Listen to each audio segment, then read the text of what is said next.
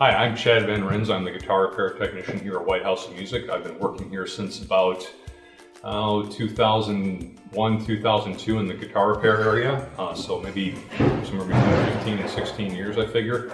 And what we're going to show you today is how to change strings in your guitar. And we're going to talk a little bit about some of the tools that you need to change your strings and how often you want to change your strings, and even how to choose the right strings for your guitar. So the first thing you'll need to change your strings are just a couple of simple tools.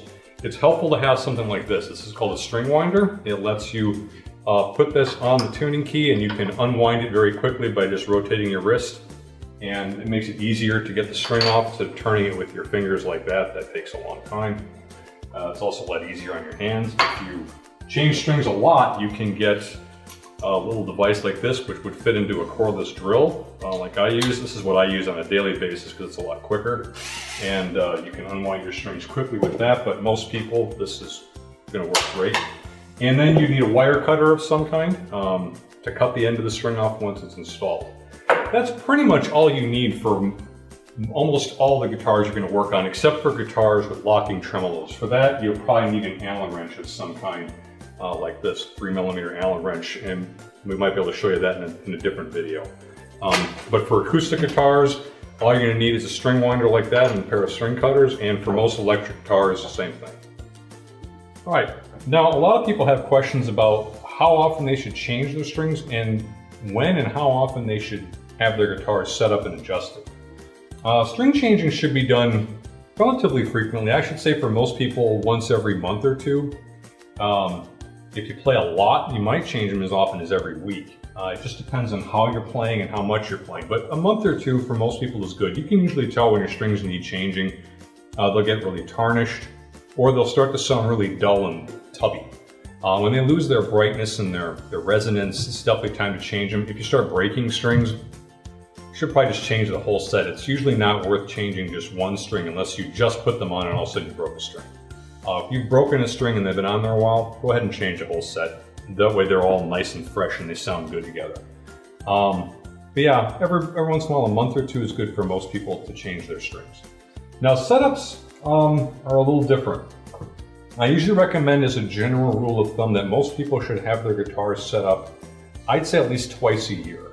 And the general rule of thumb is every time you have a major season change, like when you go from winter to summer, or from summer to winter, obviously, because that's usually when the wood on the guitar is going to be the most affected by the environment.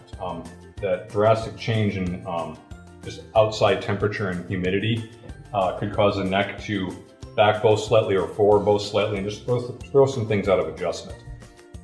So having your guitar inspected and set up right when winter begins or right when summer begins is usually a good rule of thumb. But honestly, if you're playing your guitar and it suddenly starts buzzing, or it's hard to play when it wasn't before, that's also an indicator that it needs to be set up. If it changes on you out of the blue, and that'll happen to some people. Sometimes you're playing your guitar, it played great last week, and this week it doesn't play very nice anymore. They're made of wood, and wood changes when it wants to, and you can't control it. So every once in a while, you're doing a setup in the middle of summer, even though you had it set up just 2 months ago. That happens too. But the general rule is twice a year during a major season change is when I recommend that.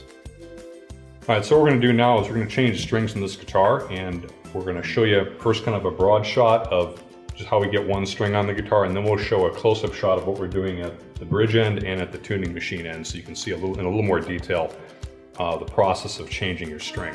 So take your string winder, put it on the tuner, and you want to just go ahead and unwind the string. You do that by winding toward you. You'll figure it out pretty quick if you've got it unwinding right or not, but toward you is the way you loosen, and away from you is the way you want to tighten the string. Once that's loose, you can do a couple of things here. You can either, this is what I do, take my cutters and I just cut the string, because you're not going to use it again. Old strings are like old dental floss. When they're used up, just throw them away. Some people like to save old strings because they think if they break one, they can reuse it, but you really can't. You should just throw them out. This also makes it easier to get the string out of the bridge, because sometimes the string will get hooked up on the inside of the bridge, and if it's still attached to the tuner here, it can be hard to kind of, get it out. So this is a lot easier to deal with here. Most string winders have a notch in them here, like this. That notch is so you can hook it under the bridge pin and lift the bridge pin out. So you just hook it under there and pull the bridge pin up and pull your string out. Set that there, and what you do is take your strings and select the right string. You want to. Now this is what most people get confused with when they change a set of strings on an acoustic for the first time. They don't understand what's actually happening when they put their string in the bridge. The pin is not actually holding the string in through like any kind of pressure. What it's doing is it's actually pushing the ball end of the string up against the bridge plate, which is inside the top of the guitar. And we'll show a close-up of that in a little bit here, but first I'm just going to put it in. What you want to do is put that string in there and put it in deeper than it needs to go. Then you want to push the bridge pin in, and you want to, I don't know if you can see that happening there. What you want to do is you're going to feel maybe the bridge pin hit the ball end of the bridge, of the string, and then what you want to do is have that string slide up past the end of the pin as you push the pin down in there. And what happens is the string is locked in place and the pin's really not under a lot of pressure. It's in there and it won't fall out.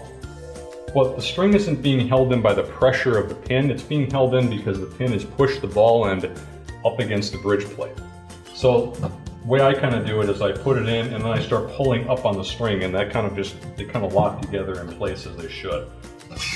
And then take your string, pull it up towards the tuner, and I like to have the tuner kind of set so that the hole in the tuner spool is about like that, maybe straight across or slightly that direction. That just makes it easier to keep the string in place as you're winding it up. And insert your string in the hole. It can be a little tricky sometimes. And you want about that much slack in the string. You'll get used to this the more you do it. You don't need a zillion windings on here. You only need like a couple, maybe 2 or 3 at the most is all you really need to have a string properly wound. So about that much slack. Take the string and kind of bend it down like that so that you've got a little bit of a kink right there, right where it comes out of the tuner spool. And then what you want to do is take your other hand, wrap around the back of the tuning spool and pull the string under and then back up like that, and try to hold tension on the string this way with your fingers like that. That locks the string on the spool, so as you're tightening it, the string isn't slipping out of the tuning spool. And that's really especially important on these plain strings, because the little windings that are on here will kind of grab the tuning spool and help keep it from slipping, but on these it doesn't work quite that well. So this little locking method really helps keep your string in tune after it's wound up and tightened. And then you just want to go ahead and wind your string, and it's always good to hold tension on it with your fingers like this until you've got a fair amount of tension on it. Let go of it.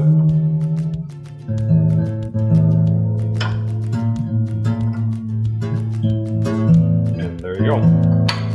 It's on. And then what I'll do is I'll give this end here a little shake. You can hear the pitch of the string has dropped a bit because it's releasing some tension on the core wire.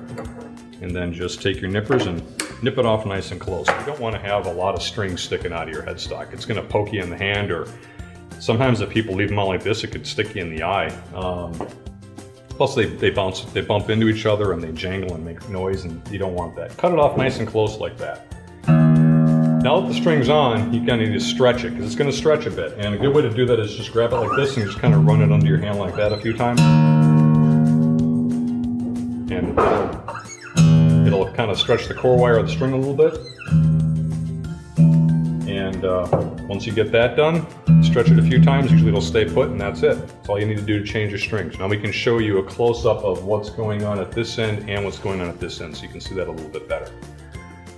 Okay, here we're going to give you a close-up shot of how to wind the string around the tuner on this end here. So what you're going to do is, again, I like to have the string hole, the hole for the tuner spool, about like that kind of angle, or even straight across works for some people. And you want to thread the string through, and remember, have a little bit of slack in there. You don't need too much, just a bit of slack. And what you want to do is, I like to use a grip like this. This just works for me. You can do whatever works for you. It'll take a while to get comfortable doing this, but once you do it, it's like tying your shoes. You just do it automatically without thinking about it. Take the string and just give it a bit of a bend like that, just so that it's got a nice kind of 90-degree bend coming out of the tuner spool.